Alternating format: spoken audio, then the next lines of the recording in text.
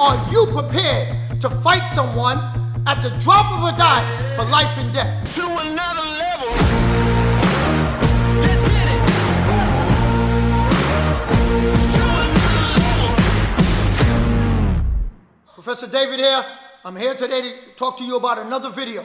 Guys, I watched a video the other day. It happened in a really good neighborhood, Park Slope. Park Slope is a good neighborhood, right? And this is another knife situation. If you listen to the news, people are getting stabbed, people are getting knifed and shot every single day now. It's out of control, okay? Out of control. But this guy lost his life not because it was some altercation that started as a fight, because he held the door for somebody. He opened the door for somebody, and the guy on the other side who he opened the door for didn't say thank you.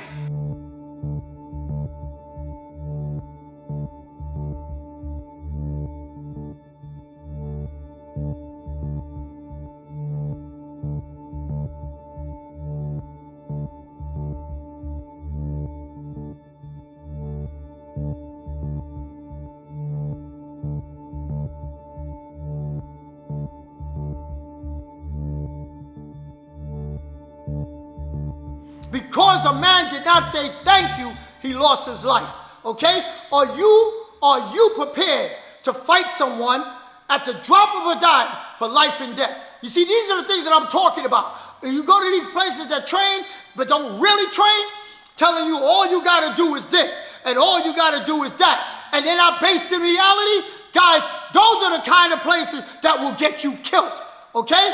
Because you never know when things are gonna jump off. You never know. This guy just held the door for somebody. Next thing you know, he's fighting the guy, and he happened to have to take the guy's life. And guess what? They can't find him. He fled. He's gone on the e-bike. You know, e-bike, you get a lot of miles to the charge, so they can't find him. Okay, he took off. That's ridiculous. But let's get back to the video. Now, I'm going to show you the mistakes that the guy made, why he lost his life. The first mistake he made, he was arrogant. He was arrogant. The other guy who held the door was a slim guy, non-threatening, you know, soft-looking dude. And the other guy who didn't say sorry, oh, he was buff. He was diesel, right? And he looked at that soft guy when the soft guy said, hey, you could have said thank you. You could have said thank you for me holding the door. He looked at the guy and probably told him to go screw himself.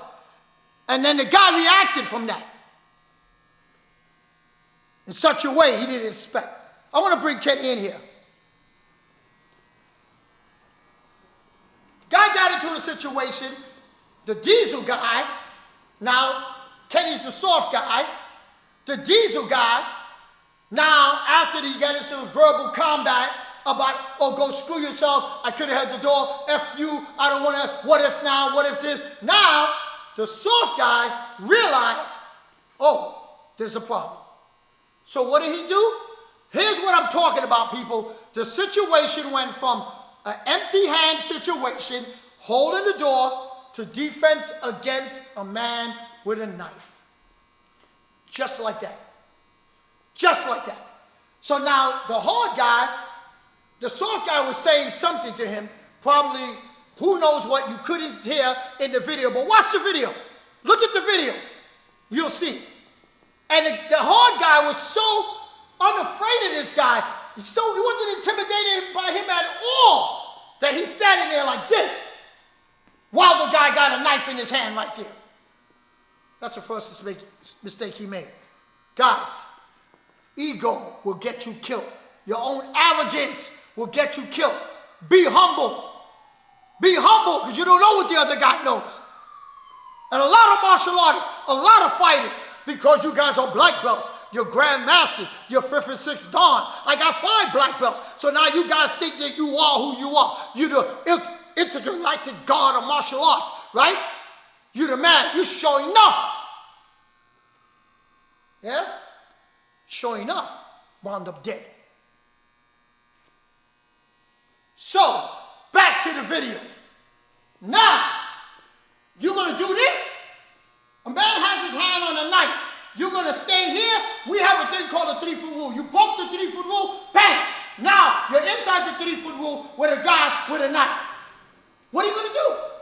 You see, you got to understand. This is what counts, people. The way we train in my school, I practice self-offense, not self-defense. Who goes first? Because if we both have guns or equal skills, we both have guns. If I shoot Kenny in his chest, when is it his turn? I don't get a turn. That's right. So now, in the 3-foot rule, you need to understand that when you're in the 3-foot rule and you're here at this point, you put yourself in a position now that now this man can hurt you. I could hurt him, but he could hurt me. Can you not hurt me the same way I can hurt you? Absolutely. We can do. Don't talk to me. Talk to them. The 3-foot rule, guys, is that any man or woman can hurt each other. All right? I can touch him from this position. He can touch me from this position. So you never, ever let anybody get this close to you. You never let nobody break your 3-foot rule. And if you find yourself in this situation, it takes a different set of skills. You got to understand what we call the 10 Commandments of self-defense. But we'll talk about that in the next video. So now, this is mistake number 1. Mistake number 2 is that when he was here, this guy pushed him off and now took out the knife. Let me show you that again slowly. The guy used 2 hands. It's in the video. Watch the video. Pushed him off. This guy had no choice but to do what? What do I always talk to you about? Vision, breathing, and balance. So when he pushed me off, I had to get my balance. How do you get your balance? You take a stance. So now, being a fighter, you take a fighting stance. So this is your guy's fighting stance. So now this is where the blade is. Kenny, turn this around. So now this is where, no, go back to that angle. This is what it looks like. So now the only thing I can do now, of course, and watch the video. The guy did what anybody would do. A fighter or a non-fighter. Someone who's desperate to save themselves, they do this. And that's where the guy found himself. Right here. He went after the knife. He went after the knife. Why? Because that's the danger in everybody's eyes. This is the weapon. This is the weapon. See, in the way we teach, that's not the weapon. The man is the weapon. I'm the weapon, not the knife. If I'm holding the knife, if I got a knife in my hand, this is just to distract you. This is candy.